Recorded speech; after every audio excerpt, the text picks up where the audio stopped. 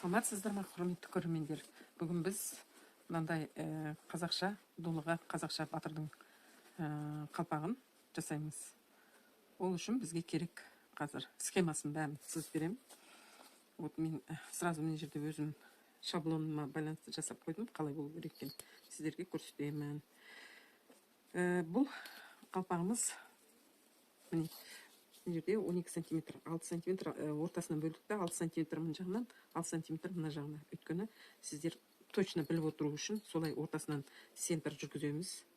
Мына жағы 6 сантиметр, мына жағы 6 сантиметр. Сол кезде міне 12 сантиметр шығады общий. 60-61 размер. Мынандай батырлардың, қазақы батырлардың шапкасы болып келеді. Бұны біткен кезде көрсетем. Бұл разный болуы мүмкін.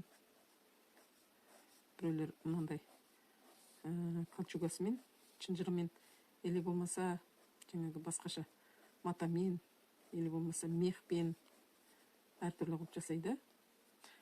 Мен қазір басын бастап, аяғын біткен кезде көресіздер. Или мехпен, или кольчуга жаңағы матамен болады. Вот, енді бастаймыз. Мынаның ұзындығы біріншіден, мына қалпақтың ең ұзындығы мына ұшына дейін, басынан аяғына дейін. Жазып қойым қазір. 24-5 екен. Мынау 24-5 сантиметр биіктігі. Енді осыны маған былай удобно екен көрсетуге.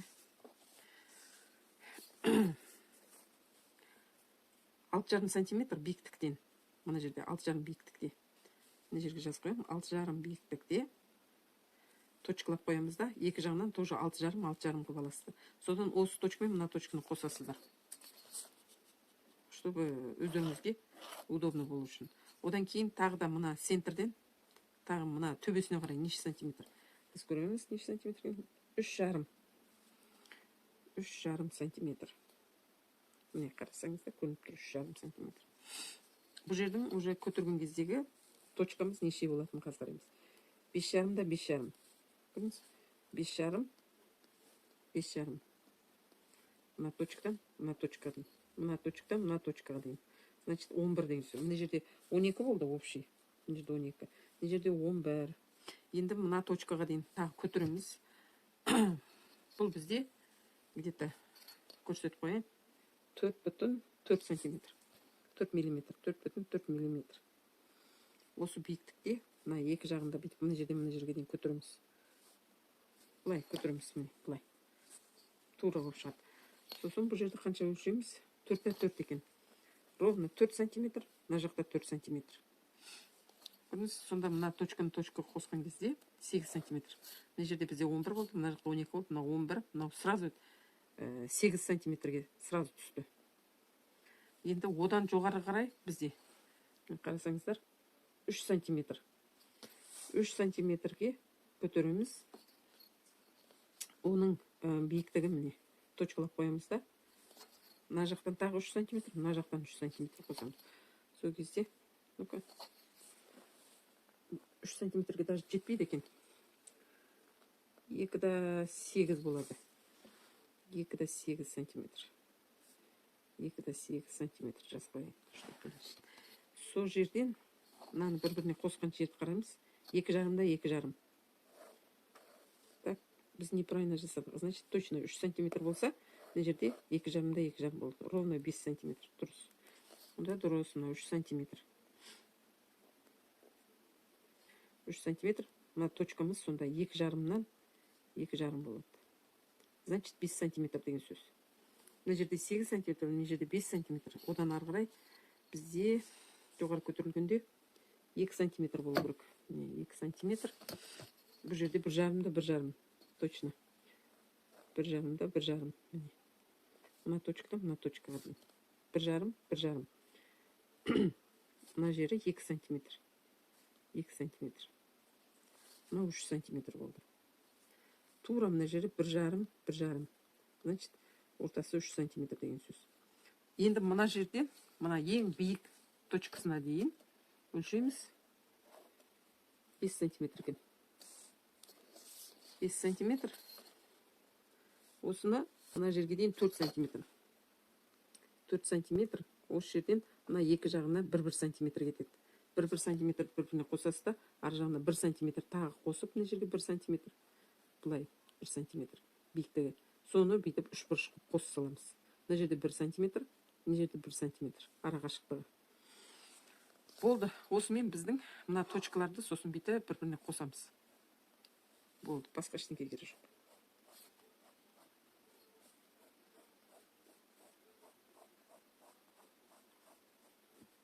жоқ. Осыны жазып алыңыздар өздеріңізге. Мына 4 сантиметр биіктігі, мына биіктіктері. Мына точкадан жоғары точкаға дейін 3 сантиметр, 2 сантиметр. Мына жерде 4 сантиметр. Осыларды үйреніп алсаңыздар болды. 3-5. Тура осы формасы шығады. Осыны кесіп алып, сосын екі қабаттаймыз. Өйткені мына бізге мына жерде темір болуы мүмкін, или басқа бір бұл енді театральный болғандықтан бұны двойной қылып тігеміз. Бұған даже клейді жақпай қоюға болады, өзі қатты. Көрдіңіз?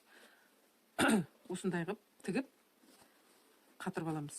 Или қатырмасаңыздар осы күйінде осылай істей берсеңіздер болды. Ары қарай өздеріңіз жалғастырып тіге берулеріңізге болады. Фетрден. Бұл сарбаздардың дулығаларын біз Астана қаласындағы Қуанышбаев атындағы драма театрына Жошыхан деген спектакліне арнап тігіп жатырмыз. Оның қоюшы суретшісі Ерлан Тұяқов. Жас болса да осындай үлкен спектакль қойып жатыр. Міне соған сол эскиз бойынша жасалынып жатыр. Келіп көрсеңіздер болады.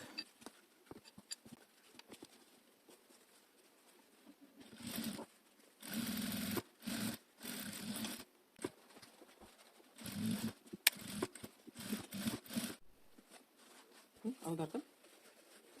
Енді түктеп, әдемі болып шыға келді.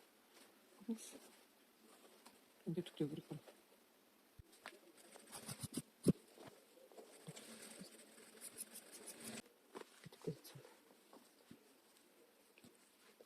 Мынаны сухой кистпен серебро или золото. Золото лучше, золотомен, алтынмен кішкене құрғақ щеткамен сүртіп жібереміз. Екі қабат қой, екі жағын. Екі қабат. Осыны енді шетін кожзаммен бүйтіп қаптаймыз. Екі жақты бірдей. А мынау арқасы бір қабат болды. Бір қабат жетіп тұр.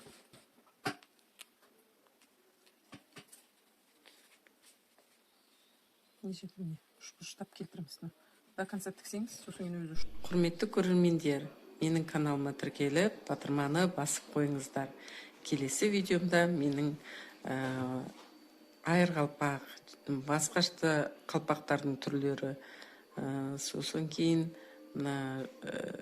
сәукеленің басқа түрлерін көрсетемін. Содан қалып қалмаңыздар. Маңдайшасын жасау керек. Әдемі болып шығады. Мынаның алдына или былай қойға болады, или былай қойға болады. Бұны тоже фетрді алып, фетрдің екі жағына мынандай кожзам, замшамен өстіп тігіп шығамыз. Сол кезде әдемі болып шыға келеді. Соны мынаның алдына келді. Алдына келгенде әдемі болып шығады.